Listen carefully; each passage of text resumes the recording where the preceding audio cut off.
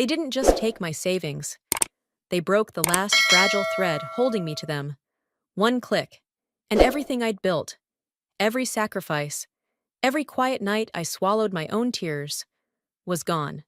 My name is Alma Davenport, and the moment I saw what they'd done, I knew my family had finally chosen betrayal over blood.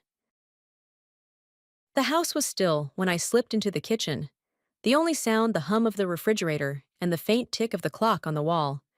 Noah had already drifted off upstairs. His door cracked just enough for me to see the glow of his nightlight. I set my purse on the counter, kicked off my shoes, and opened my laptop, half out of habit, half for comfort. The numbers on the screen froze me. My balance read 0, not a glitch, not a typo, 0. The account I had poured into for nearly a decade, the one I'd guarded more carefully than anything else in my life, was empty. I blinked, refreshed the page, tried again, and again. Nothing. My hands trembled as I dialed the bank. The representative on the other end was calm, almost detached, as if they were reading the weather report. Yes, the withdrawal had been processed. Yes, it was authorized.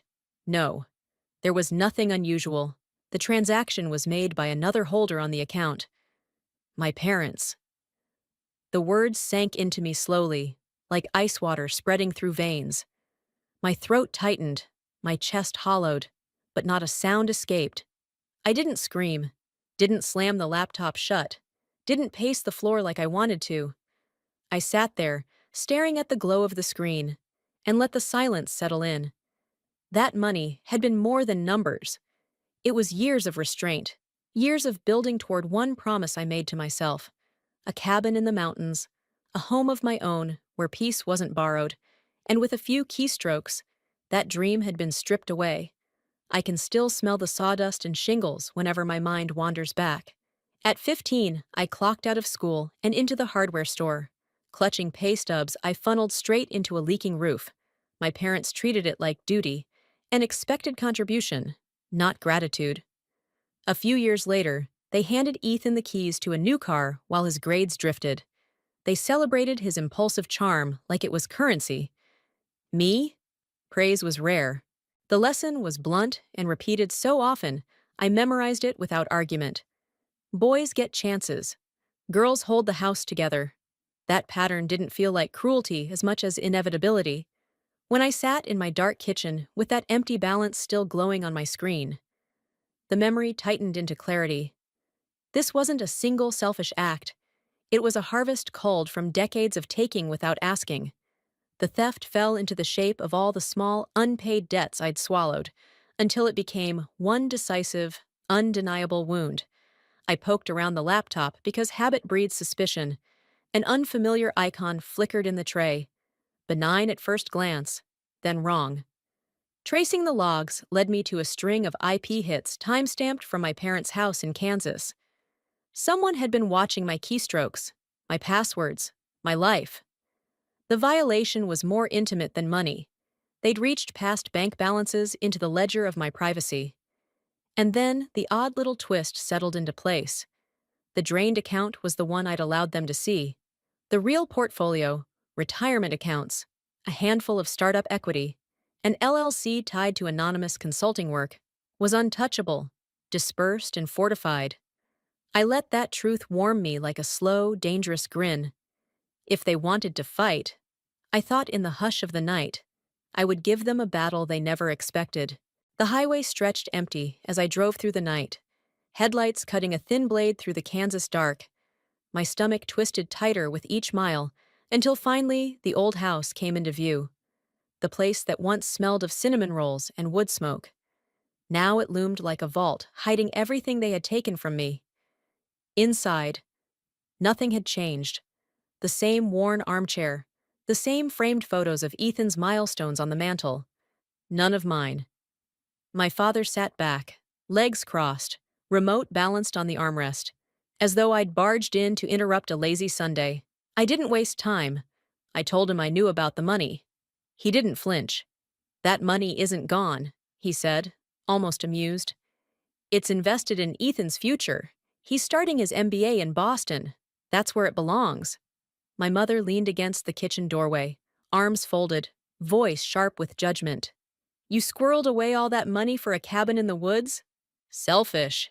Alma! Ethan is the hope of this family, not you.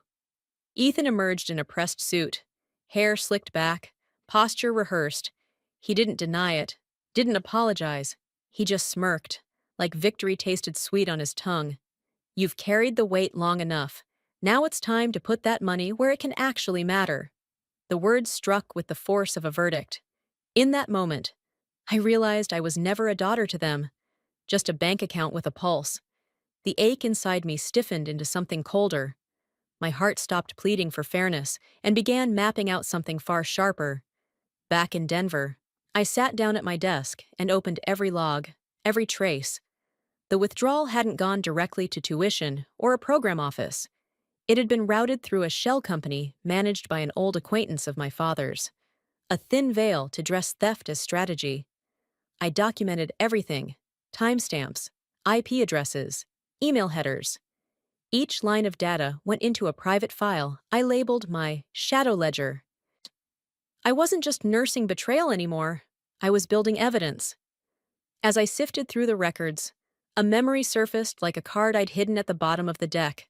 Months ago, I had drafted a timeline for a property purchase, emails with a fake agent, a staged listing, fabricated contracts.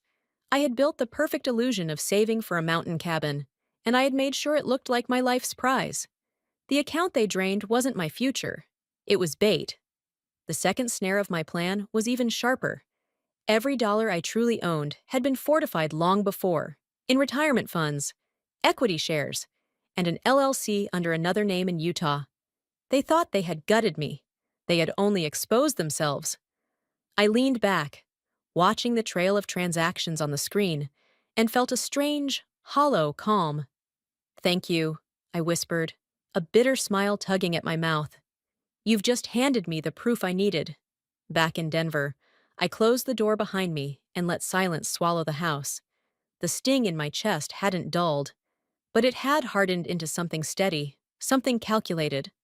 I called it Operation Extraction, the quiet dismantling of every rope they'd knotted around my life. The first cut was clean. I logged into the insurance portal and terminated the policy I had carried under my name for them. My father had just been in for a heart checkup. Without coverage, every refill would now come at full cost. Next, I shut off the autopay accounts that had silently kept their lights on for years. Electricity, water, internet.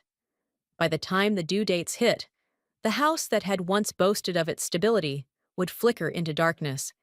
Then came the heaviest stroke. I had signed for nearly half the equity in their home when it was refinanced years ago. One email to my attorney, one certified notice later, and they were faced with a choice: buy me out or prepare to sell. They had always believed I would continue carrying the invisible load, but overnight, their certainty collapsed. The neighbors noticed first, curt whispers over fences as the house went dark during the coldest month. Pride didn't shield them from ridicule. For the first time, they couldn't hide their dependence. I wrote it all down in my journal, not as revenge, but as living proof of how fragile their empire had always been. On the other side of the country, Ethan's morning unraveled with a single email. The subject line was clinical, the message merciless.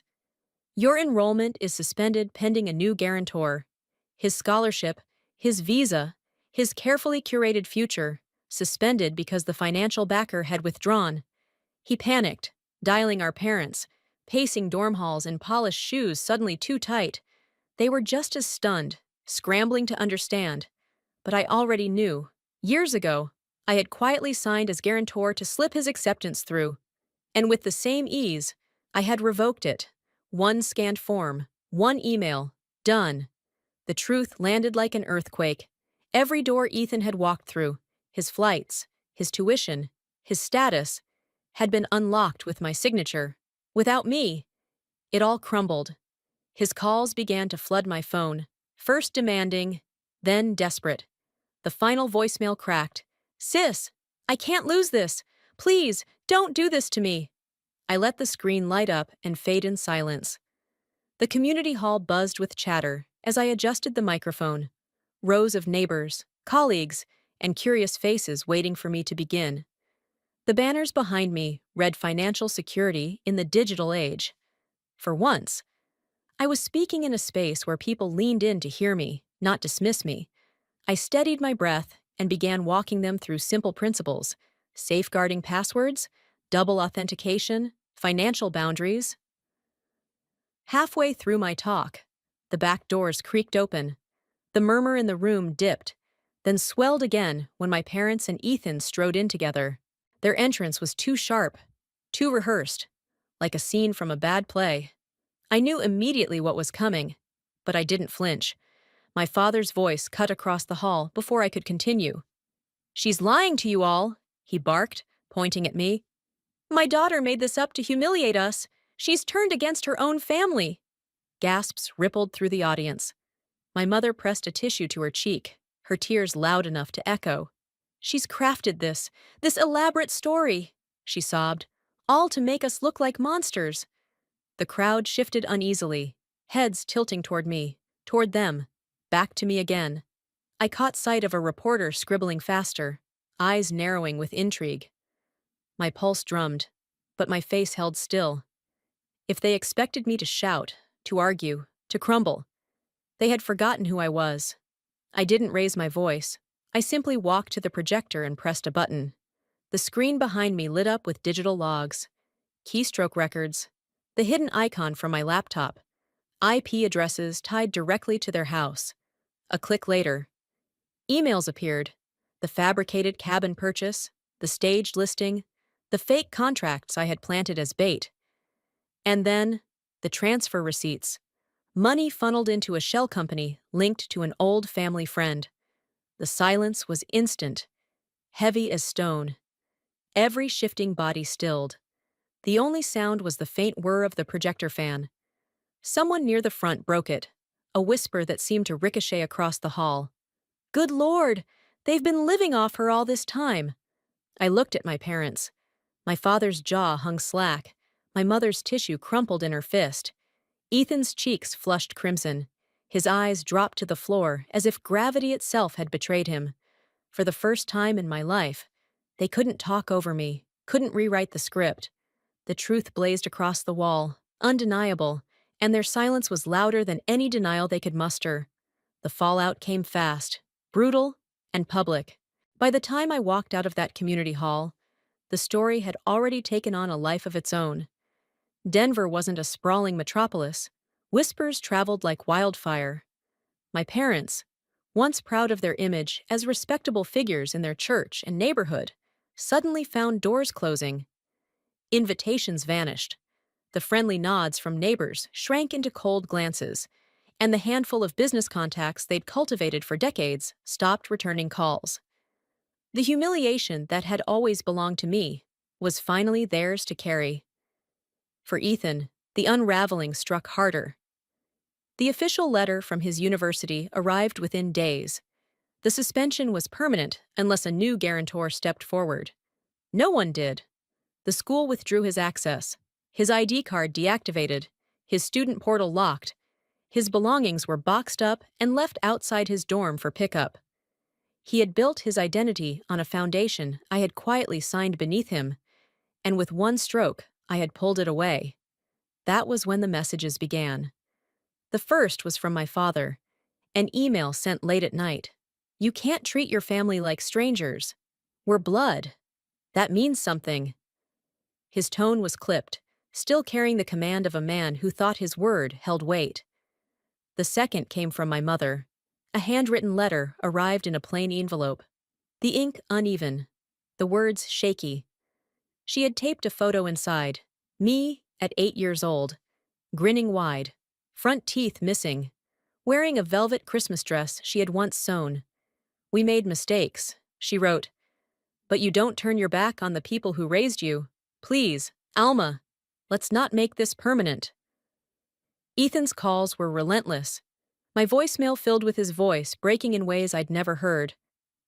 "I've lost everything," he said in one. "I can't even stay in the program. They've cut me off. I don't know what to do. Please, Alma, You can't leave me like this. Each message bled more desperation, each one asking for something I no longer had to give. I sat with those pleas, letting them wash over me without response. I kept the photograph, tucking it into a drawer. Not for her, for me. The girl in that picture deserved to be remembered, but not used. The letter. I burned in a metal tray by the kitchen sink, watching the paper curl into ash. That part of the story had to end. Still, I wasn't finished. The exposure wasn't enough. The ties had to be cut clean. I withdrew from every joint account I had once been tethered to, severing signatures, permissions, and obligations.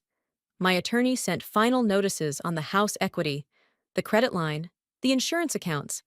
I wanted nothing that could be twisted back into a chain. Then came the hardest cut. I petitioned the school board to update Noah's records.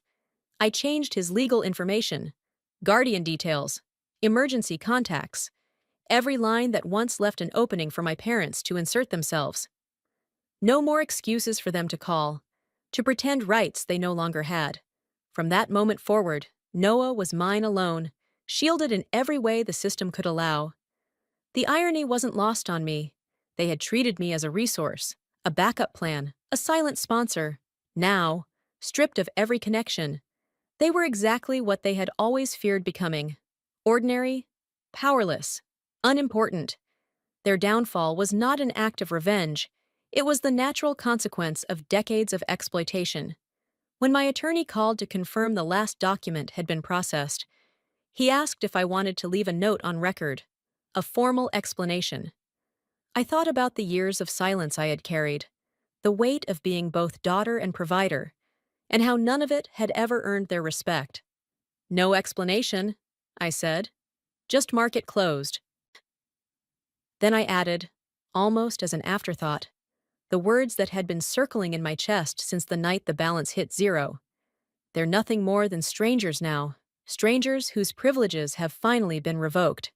The line went quiet as he noted it down, and for the first time in my life, so did I. The silence wasn't empty anymore. It was final. The mountain road curved upward, the sun glinting off drifts of snow piled along the shoulders, and for the first time in years, my chest loosened.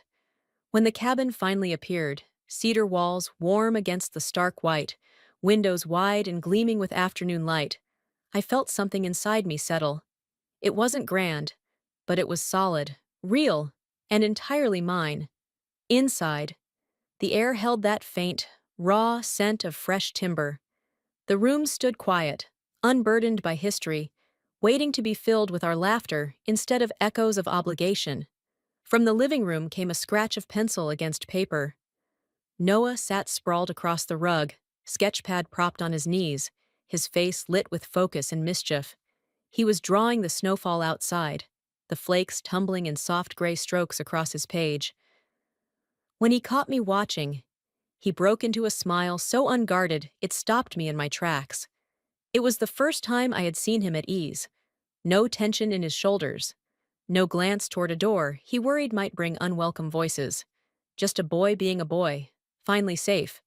That night, after he had fallen asleep with his sketch still clutched in hand, I turned to the other promise I had made. Silent Providers was more than an idea now. It was ink on paper, bank accounts arranged, commitments signed. The fund was designed for women like me, women who had been treated as ATMs by the very people meant to love them. The first grant went to a single mother in Denver whose own father had drained her retirement checks. With our help, she secured housing and enrolled her daughter in school. Reading her trembling note of thanks, I felt the strange sweetness of transmuted pain. What had been my wound was now someone else's rescue. Later, I stepped onto the porch. The world outside was hushed, the pines bent under fresh snow, the sky blushing with the last flare of sunset. I cradled a mug between my palms, the steam curling up into the cold air. The cabin lights spilled behind me, framing Noah's small silhouette as he stirred in his sleep. I let the stillness wrap around me and whispered to the snow. Words that tasted final and true. They thought they'd taken everything, but all they stole was the bait. I still hold the future. The cabin was freedom. Noah was the proof the cycle had broken, and the fund was my rebellion, my answer to years of being unseen. What began in betrayal ended here, in silence, in peace, in a home where no one could take from us again.